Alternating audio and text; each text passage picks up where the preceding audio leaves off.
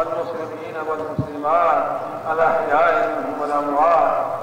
اللهم إننا ضعفاء فقوِ في رضاك ذنوبنا وخذ إلى الخير بنواصينا واجعل الإسلام منتهى رضائنا. বিশ্ব ইজতেমার দ্বিতীয় পর্বের আখেরি মোনাজাতে লাখো মুসল্লির ঢল। আমিন আমিন ধ্বনিতে মুখর টঙ্গীর তুরাগতীর। বিচার বিভাগ ও জনপ্রশাসন সংস্কার কমিশনের প্রতিবেদন জমা, ঐক্যমতের ভিত্তিতে প্রস্তাবনা বাস্তবায়নের আশা প্রধান উপদেষ্টার। কারাগারে দু একটি বিচ্ছিন্ন ঘটনা ঘটলেও ব্যবস্থা নিচ্ছে সরকার। গণহত্যার বিষয়ে ইন্টারপোলকে রেড নোটিশের অনুরোধ।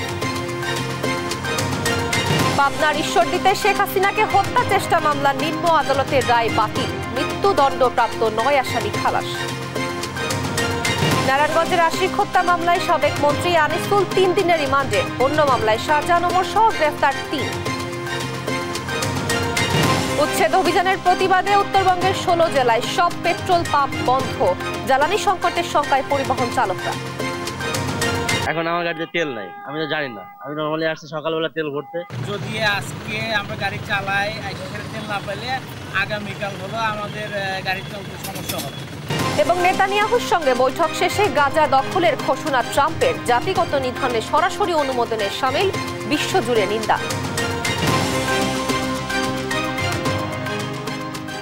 দেখছিলেন শিরোনাম সংবাদ দুপুরে, আপনাদের সঙ্গে আছি আমি তোয়া আফরোজ। এবার বিস্তারিত। আমিন আমিন ধ্বনিতে মুখর হলো টঙ্গীর তুরাগতীর। বুধবার বেলা 12টার পর শুরু হয় বিশ্ব ইজতেমার দ্বিতীয় পর্বের আখেরি মোনাজাত। পরিচালনা করেন তাবলিগ জামাতের শীর্ষ মুরব্বী মাওলানা জুবায়ের আহমেদ। এ সময় বিশ্ব মুসলিম উম্মার কল্যাণ কামনা ও গুনাহ মাফের জন্য প্রার্থনা করেন মুসল্লিরা। আলিমুজ্জামান সাফওয়ান ও ফাহিম আশরাফকে সঙ্গে নিয়ে মোহাম্মদ আলাউদ্দিনের রিপোর্ট। বিশ্ব ইজতেমার দ্বিতীয় পর্বের আখেরি মোনাজাতে অংশ নিতে দেশের বিভিন্ন প্রান্ত থেকে টঙ্গীর তুরাগতীরে আসেন মুসল্লিরা।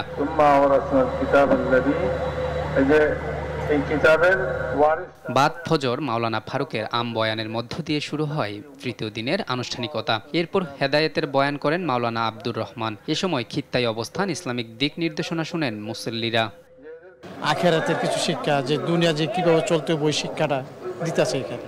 মেহনত যারা উম্মতকে একত্রিত করার যে এক প্রয়াস চলতেছে, ওই বিষয়ে খুব গুরুত্বপূর্ণ আলোচনা হয়েছে। এক ভাই দিন ভোলা আছে, তাকে দিনের কথা স্মরণ করা, নামাজের কথা স্মরণ করায় দেওয়া, আমলের কথাগুলো স্মরণ করায় দিয়ে তাকে আমলে জোড়ায় দেওয়া। পরে মাওলানা ইব্রাহিম দেলোয়ার নসিহতের পর শুরু হয় আখেরি মোনাজাত। মোনাজাত পরিচালনা করেন তাবলিগ জামাতের শীর্ষ মুরব্বী মাওলানা জুবায়ের। মোনাজাতে বিশ্বের মুসলিম উম্মার শান্তি কামনা করা হয়। দ্বীন এবং ইসলাম এবং ভ্রাতৃত্ববোধ, একজন আরেকজনের সাথে মুসলমানের সাথে কিভাবে সম্পর্ক রাখা আমরা এবং আল্লাহ রসুলের হুকুম এবং আহকামের উপর চলে দুনিয়া এবং আখিরাতে কিভাবে কামিয়াব হইতে পারি, এইটাই এলো দেখার আশা।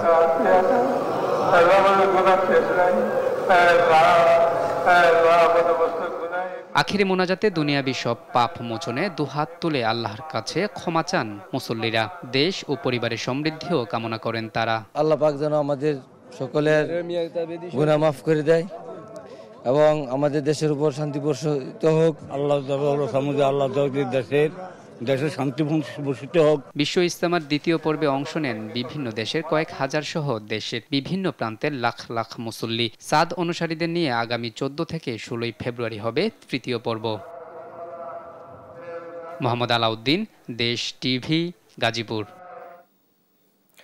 ইজতেমা শেষে নিজ গন্তব্যে মুসল্লিরা যে যেভাবে পারছেন টঙ্গী ছাড়ছেন।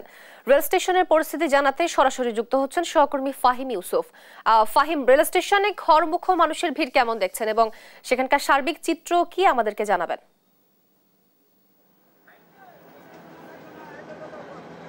হ্যাঁ তো আমরা এখন আছি টঙ্গী রেল স্টেশনে 58তম বিশ্ব ইজতেমা শেষে। বিশ্ব ইজতেমার যে মুসল্লিরা আছেন তারা এখন বাড়ি ফিরছেন। বাড়ি ফেরার যে উপচে পড়া ভিড় আপনি নিশ্চয়ই দেখতে পাচ্ছেন। এখানে প্রতিটি ট্রেনেই উপচে পড়া ভিড় লক্ষ্য করা যাচ্ছে। রেলওয়ে কর্তৃপক্ষ থেকে আমাদেরকে জানানো হয়েছে বিশ্ব ইজতেমা উপলক্ষে তারা শুধুমাত্র আখেরি মোনাজাতের পর প্রত্যেকটি ট্রেন, কমিউটার, স্পেশাল সার্ভিস এবং আপনার আন্তনগর যে ট্রেনগুলো রয়েছে সবগুলো রেল ট্রেনই কিন্তু আমাদের 2 মিনিট করে এই টঙ্গী স্টেশনে থামতে বলা হয়েছে। এতে করে যাত্রী যারা আছে তারা খুব দ্রুত যেতে পারবে বাড়িতে। কিন্তু আমরা এখানে দেখতে পাচ্ছি আশেপাশের যে আমাদের যে দুটি প্ল্যাটফর্ম রয়েছে, প্ল্যাটফর্ম দুটিতেই কিন্তু উপচে পড়া ভিড় লক্ষ্য করছি। ইতিমধ্যে আমাদের এই স্টেশন থেকে 5 থেকে 6টি ট্রেন ছেড়ে গিয়েছে, তারপরও কিন্তু ভিড় একটু পরপরই দেখা যাচ্ছে মুসল্লিরা আসছে তারা তাদের গন্তব্যে পৌঁছানোর জন্য। ঢাকামুখী কয়েকটি ট্রেন এবং দেশের উত্তর পশ্চিম ও উত্তর পূর্বাঞ্চলের যেসব ট্রেনগুলো রয়েছে সেগুলো আসতে কিছুক্ষণ দেরি হবে বলে জানিয়েছেন তারা। এই ছিল আমার কাছ থেকে টঙ্গী রেল স্টেশন থেকে সর্বশেষ। তোয়া।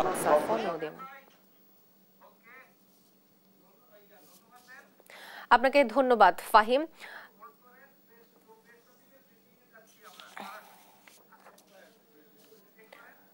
দর্শক, আমরা প্রেস সচিবের ব্রিফিং এ যাচ্ছি সরাসরি।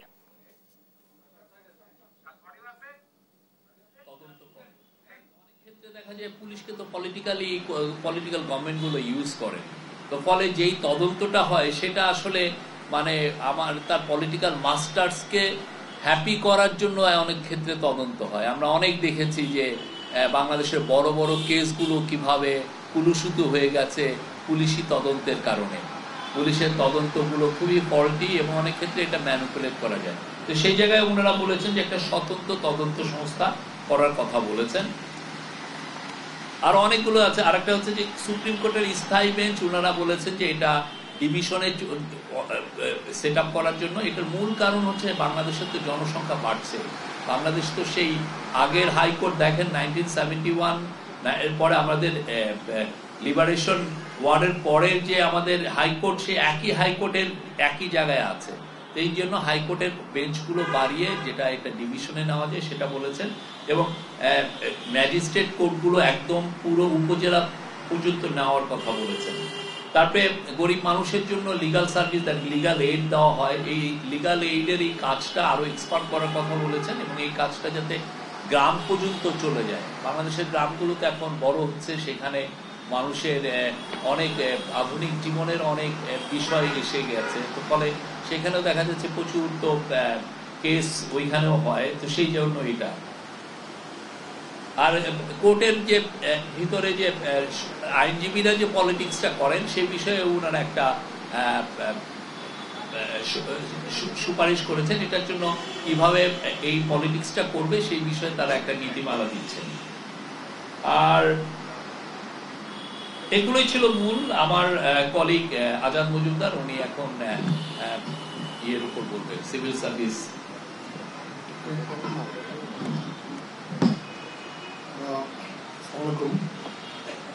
সবাই ধৈর্য ধরে অপেক্ষা করেছেন, সেই জন্য আপনাদেরকে ধন্যবাদ শুরুতে। আজকে জনপ্রশাসন কমিশনের যে চেয়ারম্যান জনাব আব্দুল মাহিদ চৌধুরী, উনি ওনার সুপারিশগুলো উপস্থাপন করেছেন বিস্তৃত আকারে। 16টি অনুচ্ছেদে ওনারা অনেকগুলো সুপারিশ করেছেন, যেগুলো আসলে তিনটা ধাপে কার্যকর করার জন্য ওনারা বলেছেন। কিছু স্বল্প মেয়াদে, কিছু মধ্যমেয়াদে এবং কিছু দীর্ঘমেয়াদে। তো আজকে এই সংক্ষিপ্ত সময়ের মধ্যে আমরা হয়তো সবগুলো সুপারিশ আপনাদেরকে বলতে পারবো না, আমি জাস্ট কিছু হাইলাইটস আপনাদের সাথে এখন শেয়ার করব। আর আমরা যখন এটা সামারিটা আপনাদের কাছে শেয়ার করব, আমরা আশা করব তখন আপনারা বিস্তারিত দেখে নেবেন। ওনাদের যে সুপারিশগুলো ছিল এটার মধ্যে মূল কয়েকটা সুপারিশ আমি উল্লেখ করছি। একটা হচ্ছে মন্ত্রণালয় এবং অধিদপ্তরের সংখ্যা। এই মুহূর্তে আমাদের 43টা মন্ত্রণালয় এবং 61টা অধিদপ্তর আছে সরকারি পর্যায়ে, এবং এটাকে কমিয়ে 25 এবং 44-এ করার সুপারিশ করা হয়েছে। অভ্যন্তরীণ সম্পদ বিভাগের আপনার আয়কর, শুল্ক এবং মূল্য সংযোজন সংক্রান্ত 3টা পৃথক অধিদপ্তর করার কথা বলা হয়েছে। 3টা পৃথক অধিদপ্তরের মাধ্যমে যাতে অভ্যন্তরীণ সম্পদ আহরণ করা যায়। জেলা প্রশাসকদের পদমর্যাদা নিয়ে, পদবি নিয়ে বেসিক্যালি অনেকের মধ্যে কোশ্চেন আছে, যেহেতু তারা সরকারি চাকরি করেন, ওনাদেরকে ঠিক প্রশাসক হিসেবে অনেকে দেখতে পছন্দ করেন না। এই জন্য জেলা প্রশাসকদের পদবিটাকে সংশোধন করে জেলা ম্যাজিস্ট্রেট এবং জেলা কমিশনার নামকরণ করার সুপারিশ করা হয়েছে। ইমিগ্রেশন দর্শক, সংস্কার কমিশনের প্রতিবেদন জমার বিষয়ে ব্রিফ করছিলেন প্রেস সচিব, আমরা সরাসরি ছিলাম সেখানে। প্রধান উপদেষ্টা ডক্টর মোহাম্মদ ইউনূসের কাছে প্রতিবেদন জমা দিয়েছে বিচার বিভাগ ও জনপ্রশাসন সংস্কার কমিশন। দুপুরে প্রধান উপদেষ্টার বাসভবন যমুনায় প্রতিবেদন হস্তান্তর করেন বিচার বিভাগ সংস্কার কমিশন প্রধান সাবেক বিচারপতি শাহ আবু নায়েম মমিনুর রহমান ও জনপ্রশাসন সংস্কার কমিশনের প্রধান আব্দুল মুইত চৌধুরী। এ সময় প্রতিবেদন নিয়ে কথা বলেন তারা। কমিশনের প্রতিবেদন বাস্তবায়নে জরুরি উল্লেখ করে প্রধান উপদেষ্টা বলেন, এসব প্রতিবেদন নিয়ে দ্রুতই সব রাজনৈতিক দল ও সংশ্লিষ্টদের সঙ্গে আলোচনা হবে। ফ্যাসিবাদ রুখতে সংস্কার কমিশনগুলোর প্রস্তাবনা ঐক্যমতের ভিত্তিতে বাস্তবায়নের কথাও জানান তিনি। বিরাট সংবাদ, আমি জাতির পক্ষ থেকে কমিশনের চেয়ারম্যান এই রিপোর্টের মাধ্যমে সে প্রত্যাশা পূরণ হোক। আপনাদের এই রিপোর্টটা আমরা এখন সংস্কার কমিশনের রিপোর্ট হিসেবে জনগণের হাতে দিয়ে দেব এবং রাজনৈতিক দলের হাতে দিয়ে দেব, সিভিল সোসাইটি অর্গানাইজেশনের কাছে দিয়ে দেব, যাতে করে তারা একমত হতে পারে যে এইগুলো করে ফেলা ভালো। আশা করি আমরা এটা সবাই একান্ত মনে এটা গ্রহণ করবে এবং বাস্তবায়ন করবে। দর্শক, আমরা আবার ফিরছি ইজতেমার খবরে। সড়কপথের মুসল্লিদের ঘরে ফেরার খবর জানাতে এবার যুক্ত হচ্ছেন সহকর্মী আলিমুজ্জামান সাফওয়ান ও দেওয়ান ইমন। প্রথমেই আমরা যুক্ত হচ্ছি সাফওয়ানের সঙ্গে। সাফওয়ান, সড়কপথের এখনকার চিত্র কি এবং যানবাহন মিলেছে কিনা এবং কি তথ্য আছে আপনার কাছে? এবং আরো একটি বিষয় জানতে চাইবো যে সেখানকার যানজটের পরিস্থিতি কি, বিস্তারিত আমাদেরকে জানাবেন।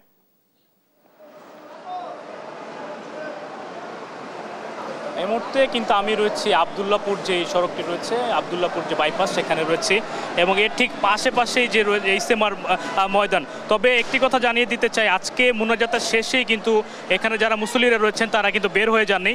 তারা কিন্তু এরপরে জোহরের নামাজের জন্য অপেক্ষা করেছেন এবং জোহরের নামাজের পরেই তারা ওই ইজতেমার মাঠ থেকে বের হবেন।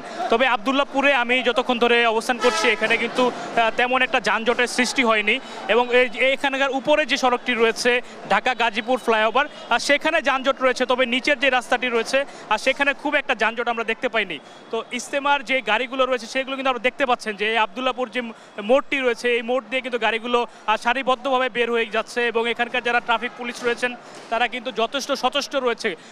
এখানে কোনো অবৈধ পার্কিং করতে দেওয়া হচ্ছে না কোনো গাড়িকেই, বা কোনো গাড়িকে দাঁড়াতে দেওয়া হচ্ছে না। তো ট্রাফিক পুলিশ তাদের কাজ করছেন এবং ইজতেমার থেকে যারা বেরিয়ে আসছেন মুসল্লিরা তারা কোনো রকম ভোগান্তি ছাড়াই এই আবদুল্লাপুর যে সড়কটি রয়েছে সেখান দিয়ে যেতে পারছেন। তবে যারা ফ্লাইওভারটি ব্যবহার করছেন ঢাকা গাজীপুর যে ফ্লাইওভার, সেখানে আমরা যানজট দেখতে পেয়েছি। যে উপরের রাস্তায় যানজট থাকলেও নিচের রাস্তায় কিন্তু তেমন একটা যানজট আমরা দেখতে পাচ্ছি না। তবে ইজতেমার মাঠের আরেক প্রান্ত কামারপাড়া, সেখানে রয়েছেন আমাদের সহকর্মী ইমন দেওয়ান। তো ইমন, আপনার কাছে যেতে চাই, আপনি কামারপাড়ার কি অবস্থা দেখছেন বর্তমানে?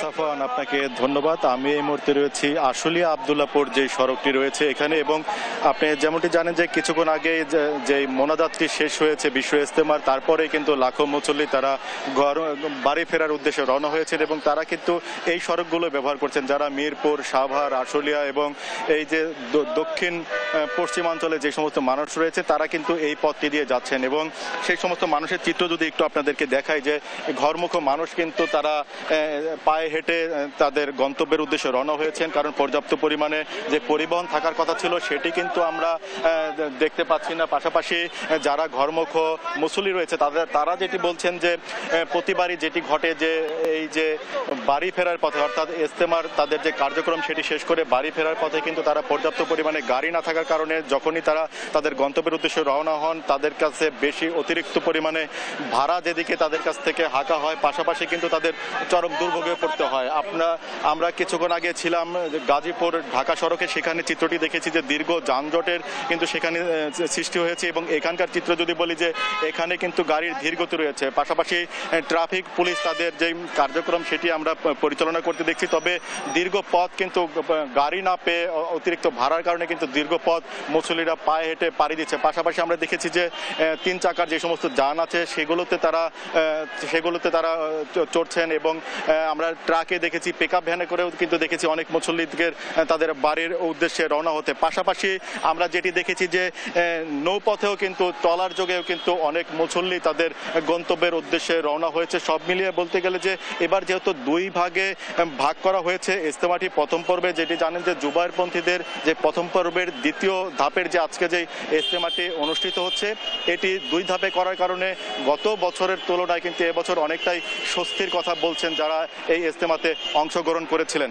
তোয়া, আপনাদের দুজনকে ধন্যবাদ। সড়ক পথের মুসল্লিদের ঘরে ফেরার খবরাখবর জানাচ্ছিলেন আমাদের সহকর্মীরা। থানা ও কারাগারে হামলার ঘটনা বিচ্ছিন্ন উল্লেখ করে স্বরাষ্ট্র উপদেষ্টা জাহাঙ্গীর আলম চৌধুরী বলেছেন, প্রতিটি অপরাধে পর্যাপ্ত ব্যবস্থা নিচ্ছে আইন শৃঙ্খলা বাহিনী। এদিকে মানবতা বিরোধী অপরাধের মামলার পলাতক আসামিদের ফেরাতে ইন্টারপোলকে রেড নোটিশ জারি করতে অনুরোধ করা হয়েছে বলে জানিয়েছেন আইজিপি। নৌপুলিশ সদর দপ্তর পরিদর্শন শেষে এসব কথা জানান তারা। সাদাত নিশাদের প্রতিবেদন জানাচ্ছেন আপন অপু। উত্তরা পশ্চিম থানায় হামলা হয় মঙ্গলবার রাতে, আহত হন কয়েকজন পুলিশ সদস্য। একই সময় কাশিমপুর কারাগারেও ঘটে হামলার ঘটনা। এর আগে জানুয়ারি মাসে হামলা হয় বনানী থানায়, আর 24 জানুয়ারি নিউ মার্কেট থানা থেকে আসামি ছিনিয়ে নেওয়ারও চেষ্টা করা হয়। সেই সঙ্গে প্রকাশ্যে দেশীয় অস্ত্রের মহড়া, ছিনতাই সহ সন্ত্রাসী কর্মকাণ্ডের ঘটনায় কিছুটা উদ্বিগ্ন নাগরিকরা। তবে এমন দু একটি ঘটনাকে বিচ্ছিন্ন উল্লেখ করে প্রতিটি ঘটনায় সরকার ব্যবস্থা নিচ্ছে বলে জানান স্বরাষ্ট্র উপদেষ্টা। এরকম যে ধরেন উত্তরা থানা এরকম দুই একটা তো ঘটনা ঘটবে, যে ঘটবে না তা না, বাট এটার ক্ষেত্রে আপনারা দেখতে হবে আমরা এদের ক্ষেত্রে অ্যাকশন নিচ্ছি কিনা। যদি আমরা অ্যাকশন না নেই সে সময় আমাদের বলতে পারেন, আমরা তো অ্যাকশন নিচ্ছি এবং আইজি সাহেব তো পুরো অ্যাকশন নিচ্ছে। বুধবার নৌপুলিশ সদর দপ্তরে একই অনুষ্ঠানে আইজিপি জানান, পলাতক আসামিদের ধরতে ইন্টারপোলের মাধ্যমে রেড নোটিশের অনুরোধ করেছে সরকার। প্রক্রিয়ার মধ্যে আছে জানিয়ে তিনি বলেন, রেড নোটিশ ইস্যু হলে ওই দেশের পুলিশই তাদের আটক করবে। আন্তর্জাতিক অপরাধ দমন ট্রাইব্যুনালের কিছু আসামির ব্যাপারে আমরা ইন্টারপোলের মাধ্যমে রেড নোটিশের অনুরোধ জানিয়েছি। তারা এটা প্রসেস করছেন এবং আমার বিশ্বাস অচিরেই আমরা রেড নোটিশগুলো ইস্যু হবে। রেড নোটিশগুলো ইস্যু হলে তখন ওই হোস্ট কান্ট্রি পুলিশের একটা নৈতিক দায়ভার আসবে তাদেরকে অ্যারেস্ট করার। এদিকে জনগণের দুর্ভোগ সৃষ্টি করে অবরোধ না করারও আহ্বান জানান স্বরাষ্ট্র উপদেষ্টা। আপন অপু, দেশ টিভি, ঢাকা। 3 দশক আগে পাবনার ঈশ্বরদী রেল স্টেশনে শেখ হাসিনাকে হত্যা চেষ্টার মামলার নিম্ন আদালতের রায় বাতিল করেছেন হাইকোর্ট। এই মামলায় মৃত্যুদণ্ডপ্রাপ্ত 9 আসামি যাবজ্জীবন কারাদণ্ড, 25 জন সহ সব আসামিকেও খালাস দেওয়া হয়েছে। বুধবার বিচারপতি মোহাম্মদ মাহবুব উল ইসলাম ও বিচারপতি মোহাম্মদ হামিদুর রহমানের হাইকোর্ট বেঞ্চ এ রায় ঘোষণা করেন। পর্যবেক্ষণে আদালত বলেন, 3 দশক আগে ঈশ্বরদী রেল স্টেশনে শেখ হাসিনাকে হত্যা চেষ্টার মামলাটি ছিল বিদ্বেষমূলক। বিচারিক আদালতের রায় ছিল অমানবিক। আদালতে আসামিদের পক্ষে ছিলেন ব্যারিস্টার কায়সার কামাল।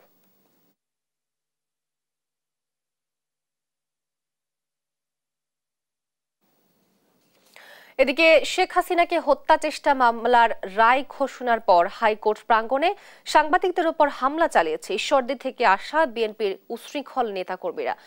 এ সময় বৈশাখী টেলিভিশনের মাইক্রোফোন ভাঙচুর সহ মারধর করা হয় আরো কয়েকজন সাংবাদিককে। এতে আহত হয় এটিএন নিউজের সিনিয়র রিপোর্টার জাবেদ আক্তার সহ বেশ কয়েকজন। দুপুর 12টার দিকে হাইকোর্টের এনএক্স ভবনের সামনে এ ঘটনা ঘটে। রায়ের বিষয়ে ব্রিফিং এর জন্য অপেক্ষা করছিলেন সাংবাদিকরা।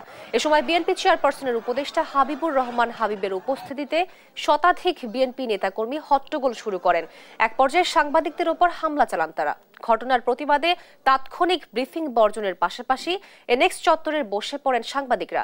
এই ঘটনার সুষ্ঠু বিচার এবং জড়িতদের চিহ্নিত করার দাবি জানান সুপ্রিম কোর্টে কর্মরত সাংবাদিকরা। ঈশ্বরদীর একজন বিএনপি নেতা, আমরা সবাই ধারণা ছিলাম, বলছে যে তোরা কারা। আমি শুধু ওনাকে বলছি যে আপনি কে, এমন না আমি তুই করে কথা বলছি, কিচ্ছু না, জাস্ট প্রতিবাদ জানানো সাথে সাথে। আর বাকিটা তো আপনারা দেখছেন, আপনাদের সামনে কি অবস্থা। খুব এখন অস্থির লাগতেছে, বুকটা শুকায় আসতেছে। বৈষম্য বিরোধী ছাত্র জনতার আন্দোলন চলাকালে নারায়ণগঞ্জের কাঁচপুরে শ্রমিক আশিক মিয়াকে গুলি করে হত্যার মামলায় সাবেক আইনমন্ত্রী আনিসুল হকের 3 দিনের রিমান্ড মঞ্জুর করেছে আদালত। বুধবার সকাল 11টায় নারায়ণগঞ্জের সিনিয়র জুডিশিয়াল ম্যাজিস্ট্রেট নূর মহসিনের আদালতে পুলিশ 5 দিনের রিমান্ড আবেদন করলে আদালত 3 দিন মঞ্জুর করেন। পরে আনিসুল হককে আদালত থেকে বের করার সময় স্থানীয় জনতা তার শাস্তির দাবিতে স্লোগান দিতে থাকে। এদিকে রাজধানীর আদাবর থানার গার্মেন্টস কর্মী রুবেল হত্যা মামলায় ঝালকাঠি 1 আসনের সাবেক সংসদ সদস্য শাহজাহান ওমর, সাবেক আইজিপি চৌধুরী আব্দুল্লাহ আল মামুন ও সাবেক ডিএমপি কমিশনার আসাদুজ্জামান মিয়াকে নতুন করে গ্রেফতার দেখানোর আবেদন মঞ্জুর করেছেন আদালত। আজকে সোনারগাঁ থানার মামলা নম্বর 14/8/2024, এটা একটা হত্যা মামলা। এই মামলায় আজকে সাবেক আইনমন্ত্রী আনিসুল হক সাহেবকে গ্রেপ্তার দেখানো সহ 5 দিনের রিমান্ডে প্রার্থনা করে বিজ্ঞ আদালত উভয় পক্ষের শুনানি অন্তে এই আসামিকে 3 দিনের রিমান্ডের প্রার্থনা মঞ্জুর করেছেন। উত্তরবঙ্গে সব পেট্রোল পাম্প অনির্দিষ্টকালের জন্য বন্ধ করে দিয়েছে পাম্প মালিক ও শ্রমিকরা। তারা বলছেন, সড়ক ও জনপদ বিভাগ বিনা নোটিশে বগুড়ার কয়েকটি পেট্রোল পাম্প উচ্ছেদ করায় তাদের এ প্রতিবাদ। সকাল থেকে পাম্প বন্ধের কারণে ভোগান্তিতে পড়েছেন তেল নিতে আসা যান চালক ও কৃষকরা। সহকর্মীদের পাঠানো তথ্য ছবিতে নুসরাত শোভার রিপোর্ট। বগুড়ার সান্তাহারে কয়েকটি পেট্রোল পাম্পে অভিযান চালায় সড়ক ও জনপদ বিভাগ। উচ্ছেদ করে আন্নিকা ফিলিং স্টেশন সহ বেশ কয়েকটি পেট্রোল পাম্প। পাম্প মালিকদের দাবি, সড়ক ও জনপদ বিভাগ থেকে বৈধভাবে লিজ নিয়ে তারা ব্যবসা করছিলেন, তারপরও বিনা নোটিশে পাম্পগুলো উচ্ছেদ করা হয়। বাধ্য হয়ে আমাদের সহকর্মী যারা আছেন অন্যান্য পাম্পের মালিকরা তারা একত্রতা ঘোষণা করে তারা নিজ উদ্যোগে এবং কেন্দ্রীয় কমিটির সিদ্ধান্তে তারা তেল উত্তোলন এবং বিপণন বন্ধ রেখেছে। এই ঘটনার প্রতিবাদে মঙ্গলবার রাতে অনির্দিষ্টকালের জন্য উত্তরবঙ্গের সব পেট্রোল পাম্প বন্ধ রাখার ঘোষণা দেয় রাজশাহী বিভাগীয় পেট্রোল পাম্প মালিক ও শ্রমিক ঐক্য পরিষদ। বুধবার সকাল 8টা থেকে বেশিরভাগ জেলায় বন্ধ করে দেয়া হয় পাম্প। এর ফলে রাজশাহীতে পেট্রোল নিতে এসে না পেয়ে শূন্য হাতে ফিরছেন যান চালকরা।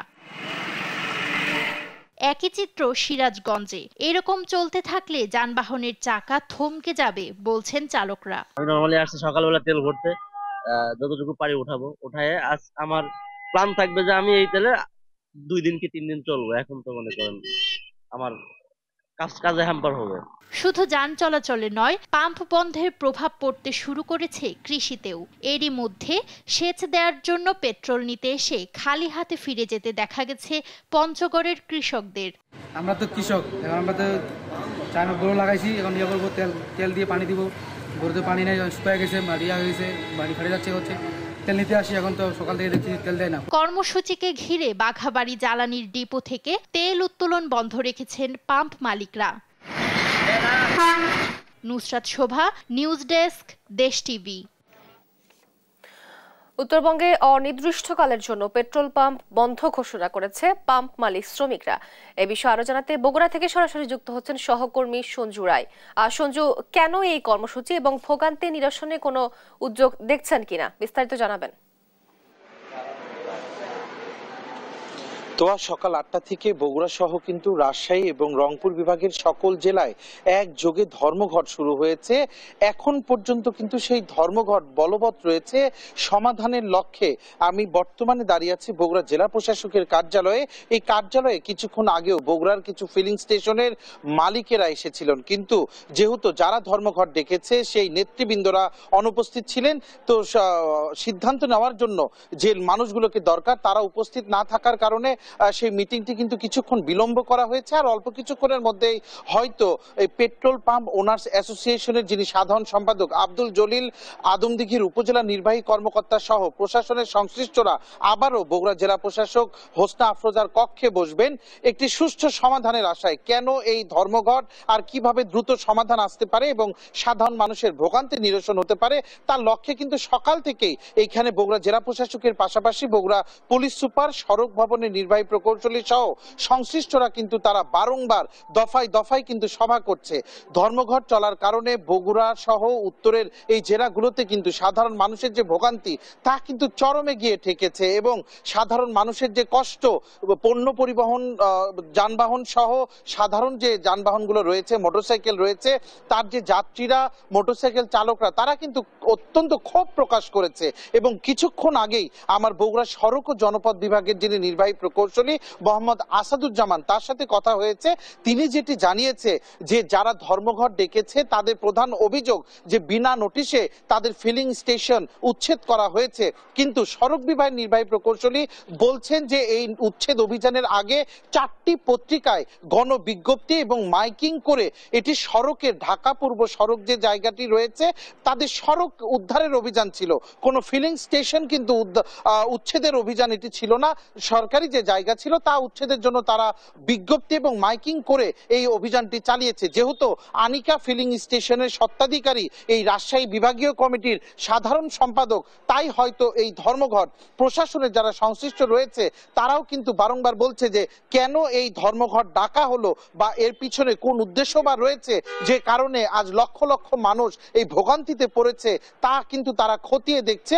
তবে আশা করা যায় যে পেট্রোল পাম্প ওনার্স অ্যাসোসিয়েশনের কর্মকর্তারা আসলে তাদের সাথে কথাবার্তার মাধ্যমে হয়তোবা একটি সুষ্ঠু সমাধান আমরা খুব দ্রুতই দেশ টিভির মাধ্যমে দর্শকদের জানাতে পারবো। তোয়া বগুড়া জেলা প্রশাসকের কার্যালয় থেকে ধর্মঘটের সার্বিক পরিস্থিতি নিয়ে আমার কাছে এটি ছিল সর্বশেষ। আপনাকে ধন্যবাদ সঞ্জু। উত্তরবঙ্গে অনির্দিষ্টকালের জন্য পেট্রোল পাম্প বন্ধ ঘোষণা করেছে পাম্প মালিক শ্রমিকরা।